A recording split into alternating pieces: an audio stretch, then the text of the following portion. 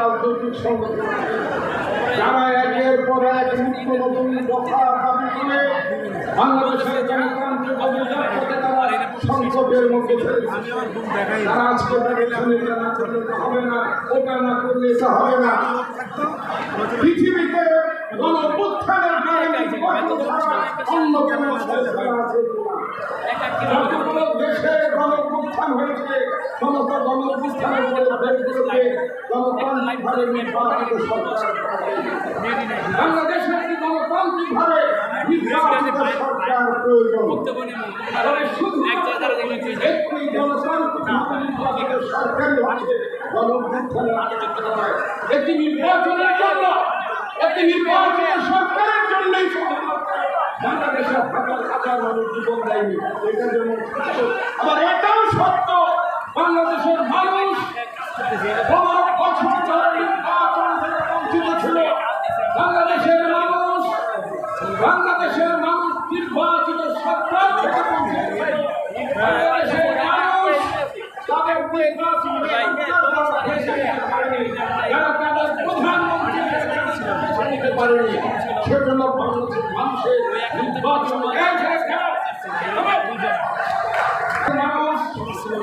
একটি নির্বাচিত সরকার চায়। বাংলাদেশের মানুষ একটি নির্বাচিত সরকার চায়, কিন্তু নির্বাচনের নামে যে টালবাহানা করা হচ্ছে, বিভিন্ন দফা দাবি তুলে নির্বাচনকে ব্যাহত করার ষড়যন্ত্র করা হচ্ছে। যদি নির্বাচন ব্যাহত হয়ে যায় তাহলে আমরা বর্তমান সরকারকে বলতে চাই, এই ডেমোক্রেটিক গণতন্ত্রের এই যে চলার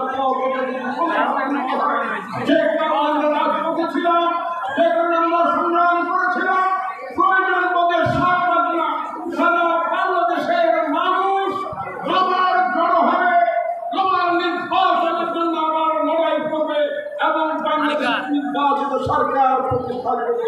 সেই সংগ্রামে নেতৃত্ব দেবেন আমাদের প্রার্থী নেতা তারেক রহমান।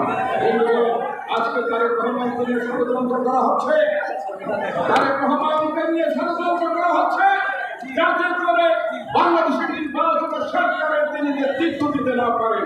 আমরা তাদেরকে হুঁশিয়ার করে দিতে চাই, বাংলাদেশের অবিসংবাদিত জনগণের নেতা হচ্ছেন তারেক রহমান। সুতরাং তাকে নিয়ে, বিএনপিকে নিয়ে, জনগণকে নিয়ে, নির্বাচনকে নিয়ে যদি কোনো ষড়যন্ত্র করা হয়, সেই ষড়যন্ত্র অবশ্যই বাংলাদেশের মানুষ বাংলাদেশের সাথে সমাধান দেবে। আপনাদের অসংখ্য ধন্যবাদ।